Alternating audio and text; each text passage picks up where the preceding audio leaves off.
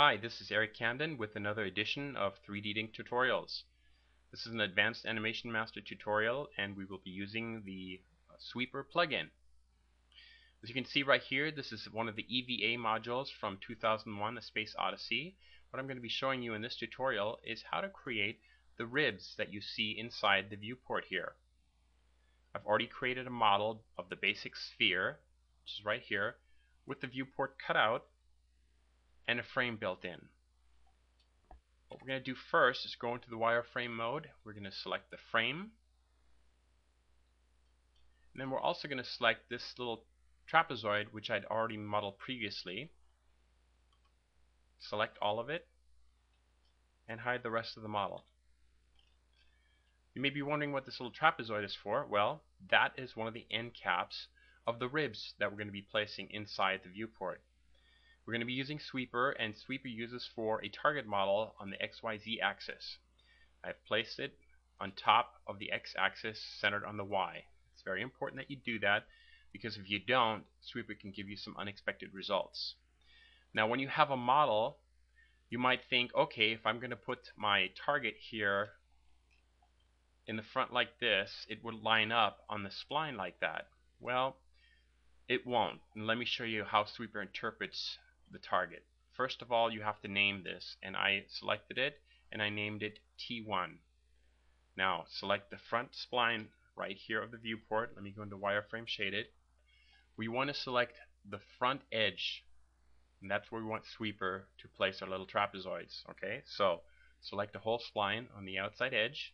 Go to the front view again. Let's go back into wireframe. Alright, now right click, go to Plugins, Wizards, Sweeper. Now Sweeper has several options. You want to set it to duplicate. You want to leave the duplicate mode to default. You want to have the group T1, the one that you selected for your little trapezoid. You want to center it on the model. You want the orientation to be on top. We're not going to use scale, and we're not going to use roll, but we are going to use regular steps. In this case, you have to approximate how many of these little trapezoids side by side you could line up on the outside spline. Well, I started with 100, so let's try that. Now you're going to see two unexpected results, and I'll show you. Okay, the first unexpected result is the orientation of the trapezoids along the spline. We obviously don't want them lined up like that. We want them all to look like this, going around the spline. Okay, and the second thing is you've still got gaps in between, so 100 wasn't enough. Alright, so in order to figure out which way to orient this, let's take a look at where our little trapezoid is in the normal expected position. That's the way we wanted it, and really this is pretty much right here on the right side of the model in the center is pretty much where it is.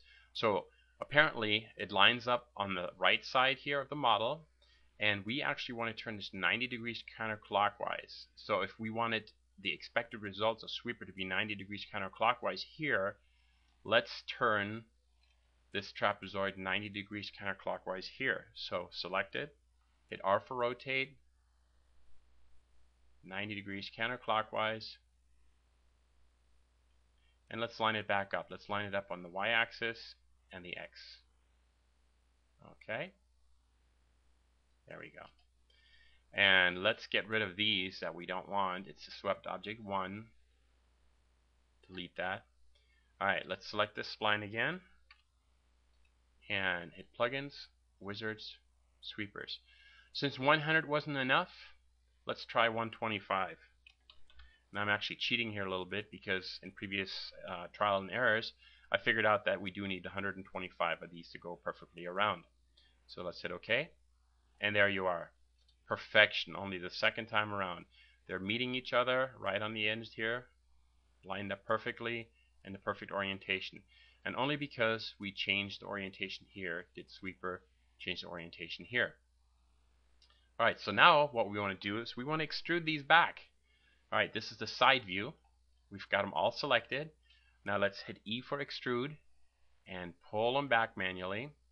Now here's a little trick I'm going to show you. Okay, first of all, we want to basically have them end up here, the end right here and the other end right up here. So the way we're going to do this is we're going to pull the bottom here to line up with that right bottom there. Then what we're going to do is we're going to hit N for translate, and we want to translate the pivot because we're going to scale it and we're going to rotate it, and both of them we want to do with the pivot down here. Basically what this will do is it'll stop this bottom part from moving, and all the rotation and scaling will be done with the upper part. So first thing we're going to do is hit S for scale, and we're going to bring it down. Okay, there we go. Now we're very close already, so right about there. And now what we want to do is we want to basically have this blue arch, and we're going to rotate it, and we want to end up right there. So hit R for rotate, and then move that over a little bit. Now see, now it's, as we're rotating it, it's going a little lower. So that means we're going to have to scale it again. Again, this is kind of trial and error. So we'll bring it up again. So scale one more time. Pull that up and rotate. Bring it back. That's pretty much dead on.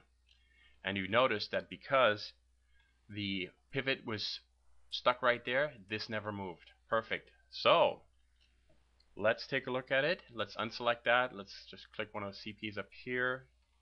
Turn that. Let's hit shaded mode. Look at that. Is that a thing of beauty or what?